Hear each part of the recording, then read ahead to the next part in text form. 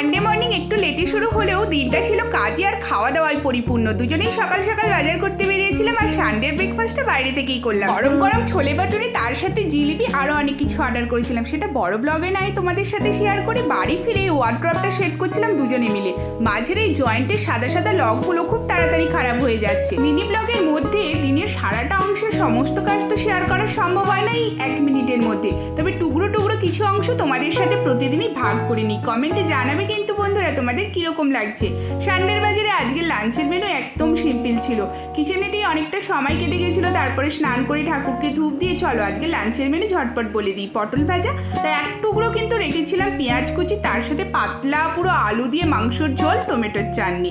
তোমরা রবিবার দুপুরে সবাই কি খাওয়া দাওয়া করলে কমেন্টে জানাও তো। রবিবার মানেও একটু বাড়ির কাজকর্ম যেমন থাকে, তার সাথে খাওয়া দাওয়াটাও একটু স্পেশাল হয়। সকালেরই চিকেন থেকে কিছুটা অংশ বাঁচিয়ে রেখেছিলাম, সন্ধ্যেবেলা চিকেন পকোড়া চা খেলাম। টাটা।